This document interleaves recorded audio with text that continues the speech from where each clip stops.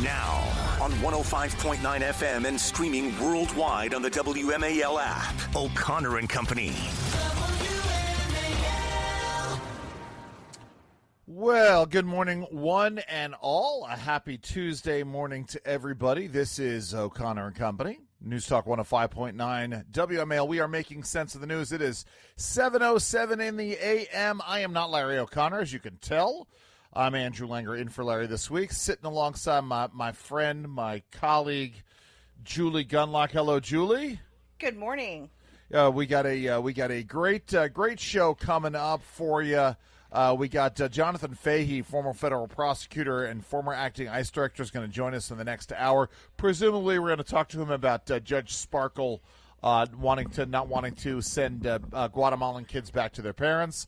And then we got Reagan Reese, the White House correspondent for the Daily Caller, who just interviewed President Trump. She is joining us in the later part of this hour. But right now, Julie, there's a special election going on in Virginia 11. Do you remember that? Very little coverage these days. Yes, of course. And joining us right now to talk about that and to talk about wokeness in Fairfax County schools is the chairwoman of the Fairfax County GOP, Katie Gorka. Katie, I mean, we've got a statewide election that's happening, but we've got this special election right now, isn't it? Yeah, we do. Our congressman in the 11th, Jerry Connolly, he passed away in May, and so we've got early voting happening actually right now through Saturday. That's going on every day across the 11th district. And here's the incredible thing. We have one of the best candidates that we've had in years running for this seat. Stuart Whitson is just a fantastic candidate. So there's a lot of really good energy here in Fairfax. People need to get out and vote early. And then the final day of voting is next Tuesday, September 9th. But early voting's going on now. We really want people to get out and vote early. And sorry, go ahead, Julie. Well, I was just going to say, Katie, give us a quick sort of summary of this race. Walkinshaw is running against Stuart Whitson. Stuart Whitson, again, is the Republican. Tell us about Walkinshaw. Wasn't he a staffer for Connolly? Yes, he is typical of Democrats. He is a career politician. He was anointed by Connolly before he passed away, which upset a lot of the Democrats, right? Yeah. That they didn't have a voice in who was going to represent them. But, look, Julie, it really comes down to the same choice that we see so many places. It's the Democrats with their tax and spend, anti-law enforcement, woke policies, right? Right. Versus Whitson, on the other hand, who was military, served in the Army, served in the FBI, and has really been a hardcore fighter for lowering taxes, getting spending under control. So it's, to me, it's a really stark choice and a really clear choice. And Katie, my God, what's going on in Fairfax in the schools with this school officials allegedly helping students get abortions. And Stuart Whitson has come out and said he is so firmly for parents. I mean, at this time, Virginians need to elect people who are who say they are pro-parent. They're on the side of the parents, particularly in this district. Well, it's crazy to me that the rest of the country is kind of coming out of this DEI nightmare, but Fairfax County Public Schools are really digging in their heels. Yeah.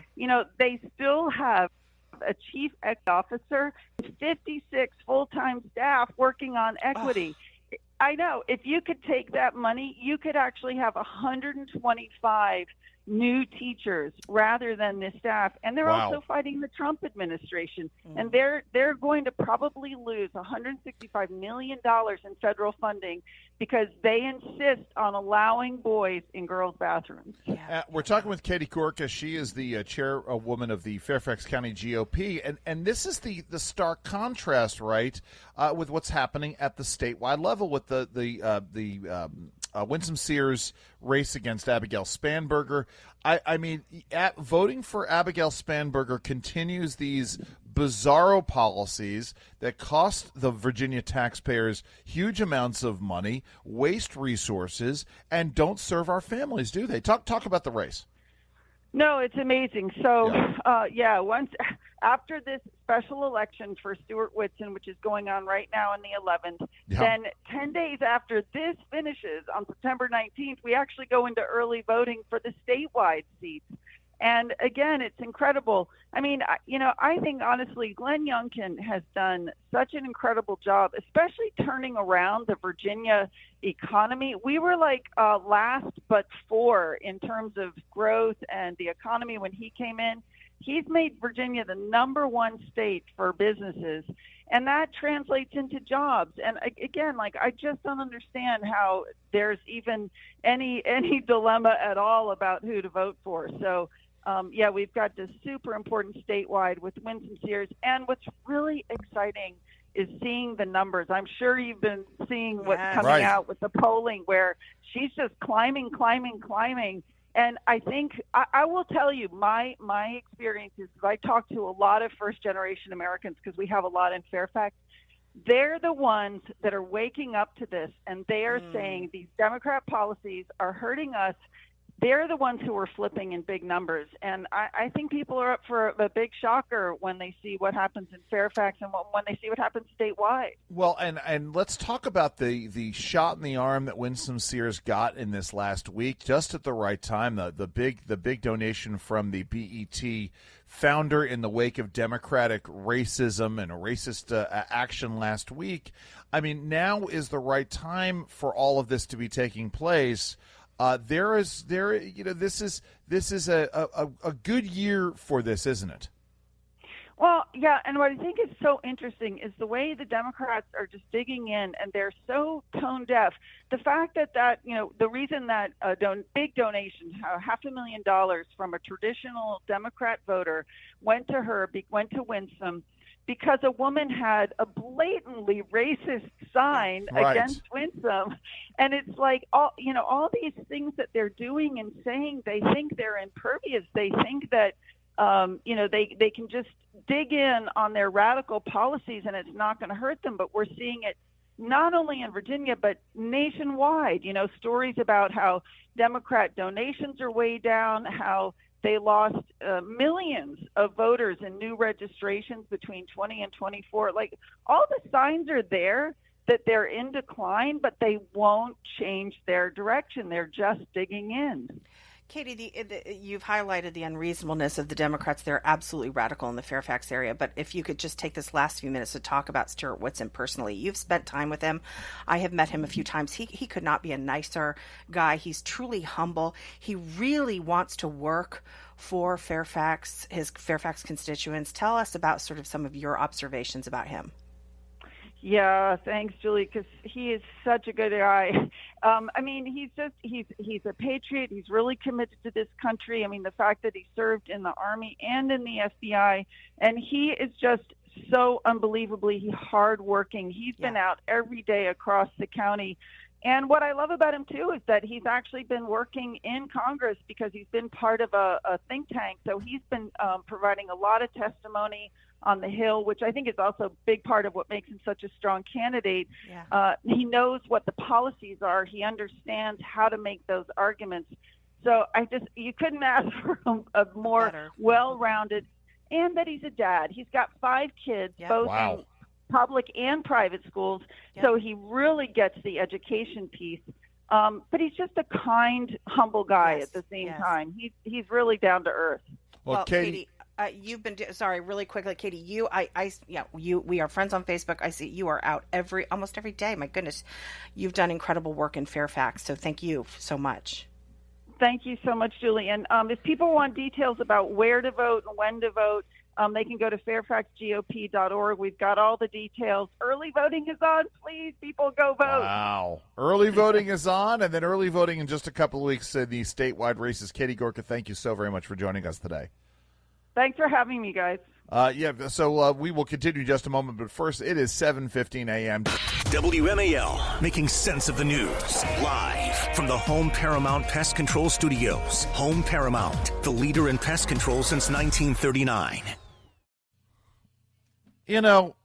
Julie, there is so much at stake, and Katie Gorka underscores why elections matter. And they matter because at the end of the day, there are people who hate us, who hate you and me, and hate, folks who want to live in a D.C. that is crime-free or low crime, that is clean, where, you feel like you could send your kids, Julie, downtown to go see a ball game, because you get folks who are supposed to be in the business of protecting others at the Justice Department who have such contempt for law and order that they're literally making obscene gestures to the National Guardsmen who are just doing their jobs here in town. So we got this story. Attorney General Pam Bondi, who was out, by the way, yesterday, saying thank you to the folks who are engaging in this work. Pam Bondi fired yet another Justice Department employee for inappropriate conduct toward National Guard troops who've been deployed to Washington as part of President Trump's crackdown on crime. This gets to what you were saying, by the way, right? The difference between the two. Your son witnessed people walking up to these National Guards people, saying thank you for doing their things. But if you're an employee at DOJ, you got to flip them the bird. Your thoughts here?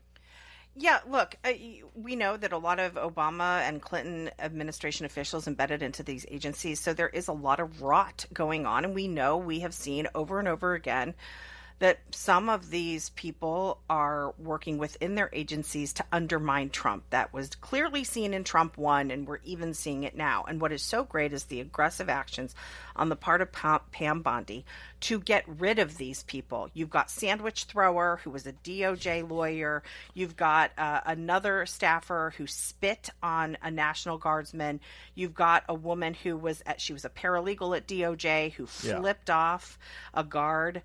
Their total it is particularly sickening in the Department of Justice for these employees to be disrespectful of law enforcement. That's kind of DOJ's job, is right. Law and order. So I find it despicable.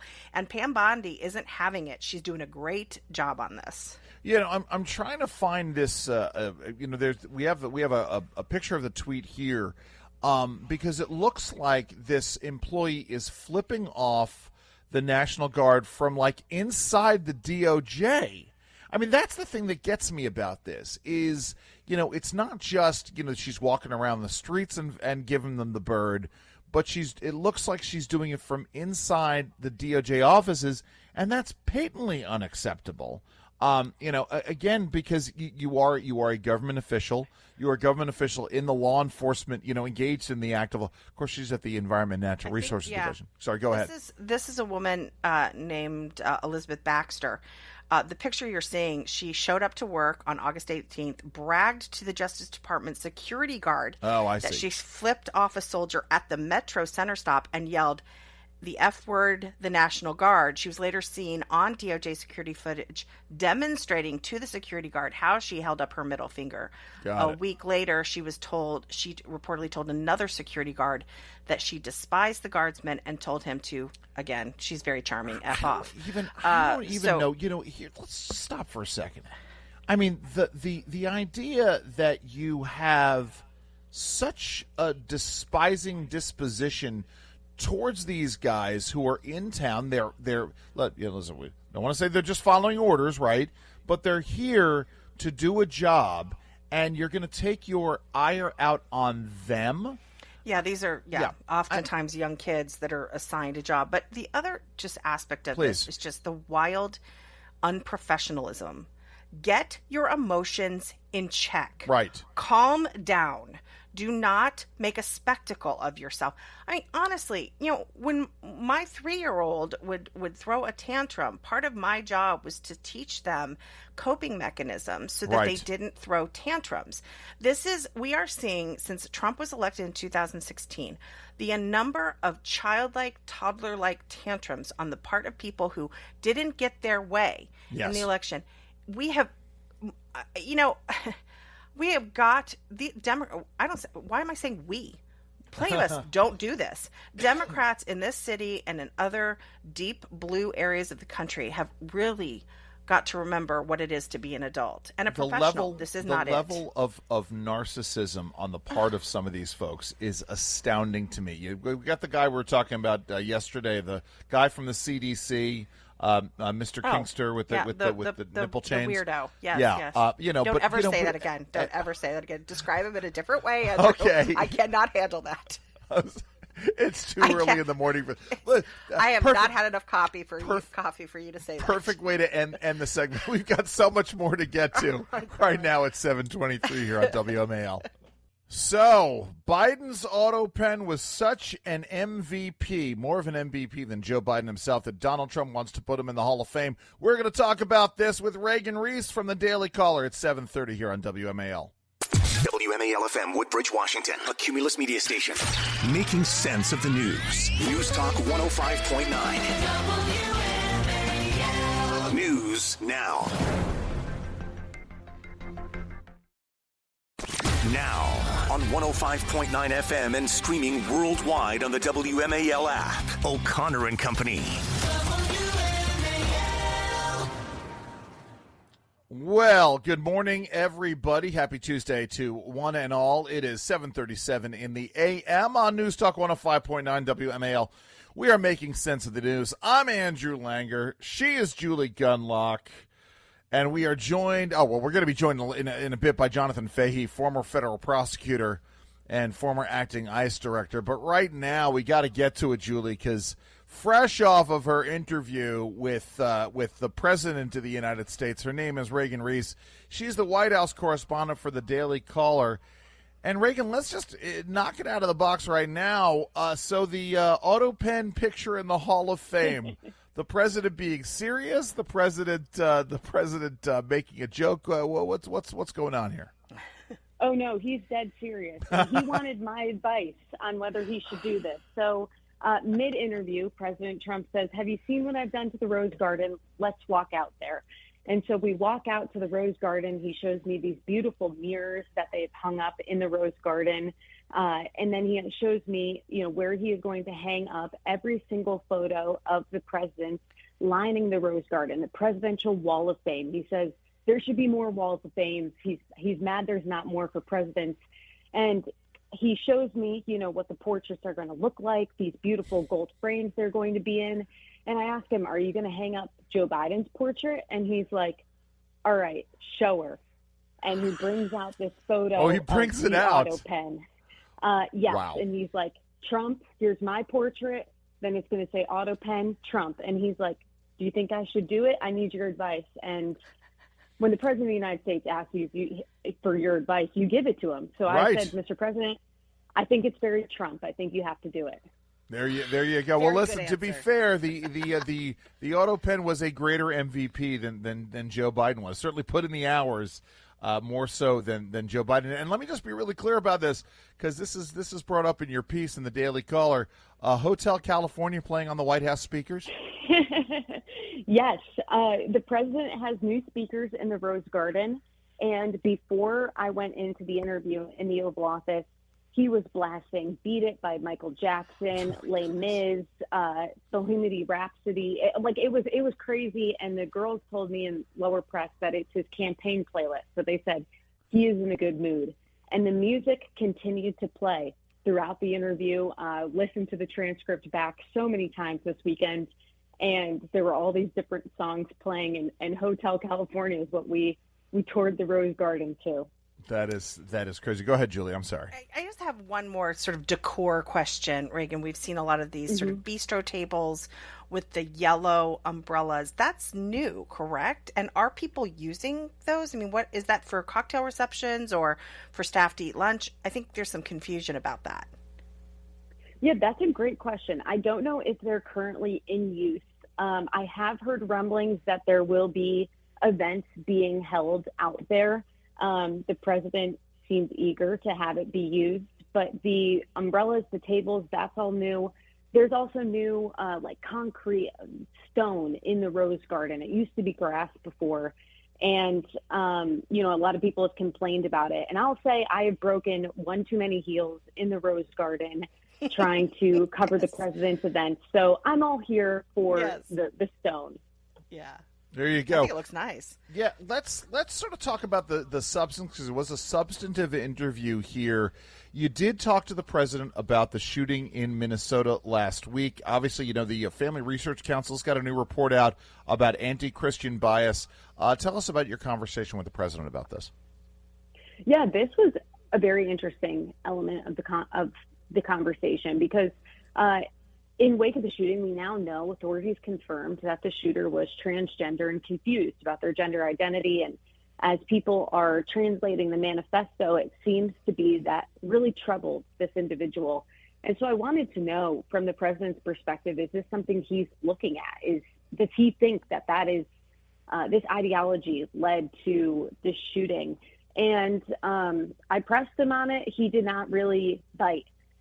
He said it was a horrible situation. It was a troubled person, and it's a really sad situation. And I asked him if he thought transgenderism being pushed on kids is a safety threat, and he essentially said, "Well, they were once in the military. Biden had them in the military. I've taken them out of the military," which I think is a roundabout way of saying yes. Wow. But that was essentially. That was what he said on the topic, which I think is notable for many conservatives as they inspect this. Well, Reagan, you're hanging out with us for a couple of segments here, so we're going to continue this conversation with you, but we'll come back to this at 7:42. Hey, it's Chris Plant. Find out what the media don't want you to know. Coming up this morning at 9, right here on WMAL. Well, we are back. I'm Andrew Langer, in with Julie Gunlock here for Larry O'Connor on O'Connor and Company. And listen, we're talking with Reagan Reese, who's the White House correspondent for the Daily Caller. She sat down with the president. I know, Julie, you were I rudely interrupted you before we went to the break. No, it's fine. But Reagan, so much. I wish you could stay with us the rest of the morning because this interview was so interesting. You talked to him about the border. I thought it was interesting that he said, they don't even talk about it, and he's right. Thankfully for media like you are talking about it. Americans should feel reassured. But he said something very interesting about the Mexican president, Claudia Pardo. He said she's terrified because the cartels really run Mexico. I thought that was sort of, we all know that, but it was sort of startling. Tell us about that moment. Yeah, it was a really startling moment. And I think in the transcript, I say, wow, just kind of like, I couldn't believe what he was telling me. Because, I asked him about the cartels and how, he was handling the Mexico border, if he trusted the country to secure the border, knowing that the government is largely run by cartels. And his answer was that he likes the president very much, but she's scared of the cartels. And then he continued to add that he's offered to send in the military, but she doesn't want to do that. And I said, why, Mr. President? And he said, she's scared. She's very scared. And I can tell you, it was very somber, the mood. He didn't say it in his boisterous Trump way. He got kind of quiet, and he was concerned, I think, about the situation in Mexico and with the cartels and for the Mexican president. And so it was a very eye-opening interaction. Yeah, I noticed it. So you were able to talk a lot about foreign policy with him, and I appreciated that greatly. There's been the story that broke about the Chinese students and the administration still allowing hundreds of thousands of Chinese students to come in. Talk about what the president had to say there. Yeah, so the administration announced last week that they were going to allow 600,000 Chinese students to study in the United States over 2 years. And this is something that's really upsetting to the president's base. And so I had asked him about it in the cabinet meeting. I wanted to follow up with him on Friday. And he said he thinks it's very insulting to a country to say your students can't study here. And he kept emphasizing to me that it's good to get along with countries. It's even good to get along with China. And that he sees this, I think, as a way to keep relations with China good. And he said, also it would make our universities fail. And to that, I said, Mr. President, but wouldn't you want Harvard and Columbia to fail? Wouldn't you want it to be essentially survival of the fittest in the American university system, which we have seen become corrupt? And that answer was also interesting, too. He said, no, I don't even want these Ivy League schools to fail. I want them to succeed. I just want it to be fair. And yes, they're being punished right now, but they're going to be fine. And I also asked him if this was a negotiation tactic, if there's something he hopes to get in return from China for allowing these students here. And he said no, he doesn't want anything in return. He just wants to keep kind of this line of communication, the good vibes, the good relationship between China, and that's essentially why he is doing this. You spent a good chunk of time with him. Maxine Waters, once again, I used to have this thing, Reagan, and we're talking with Reagan Reese, the White House correspondent from the Daily Caller. Used to have this thing in the first term that I called the Wheel of Trump, and they would spin the wheel, and every week it would be something different. Trump is a pawn of Russia. Trump is mentally incompetent. Trump's a racist. Well, we're now back this week, according to Maxine Waters, with Trump is incompetent. She said she wanted to threaten the 25th Amendment on him. Of course, she called it Article 25. You spent time with him. How's the president doing? What was your perception of him?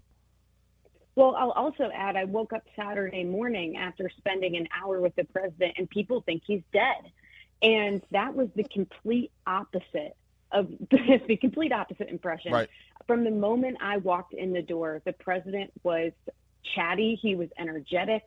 He was ready for me. I walked into the Oval Office, and he was like, Reagan, I hear you're the very best. I'm so excited for this interview. And he's asking me a million questions about myself. He was, wanted to know about my family and my upbringing. And just from the moment I walked in, he was ready to go. And, you see this in the transcript. We were in the Rose Garden. He was bringing out photos, and he talked very thoroughly about every topic that I asked him about, and gave all very straightforward answers, which I really appreciated. And so incompetent is the very last word I would ever use to describe this president after spending an hour with him on Friday.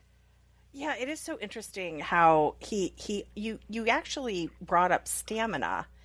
And I thought it was kind of, you said, how do you have the stamina for that? And he sort of had a little bit of comment about his parents.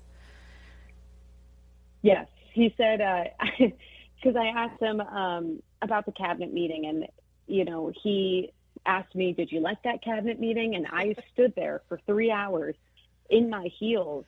And they told us not to touch the cabinet officials' chairs, but by the end of it, I was gripping Secretary Wright's chair because I was trying not to lose my balance. And I said, Mr. President, how do you have the stamina for this? And he said, it's good parents, and I hope you have some too. And was very, concerned with that. But I do think that is something that's so impressive about this president, that's 79 years old and can hold these marathon meetings where he's taking questions and he's sparring with press and he's answering big questions for reporters. Listen, I don't know about either of you. I haven't had a McDonald's burger in about 15 months, but I'm getting ready after hearing about this to go out and start ordering go out and get a Big Mac for lunch today. Reagan Reese, how do folks find out more about the good work you're doing over at the Daily Caller? Daily Caller website, but I'm also on all socials at Reagan Reese _. At Reagan Reese _ Reagan. Well done. Congratulations to you. It's a real feather in your cap there, Reagan. Thank you. I appreciate it. You're welcome. It's 7:53 here on O'Connor and Company, WMAL.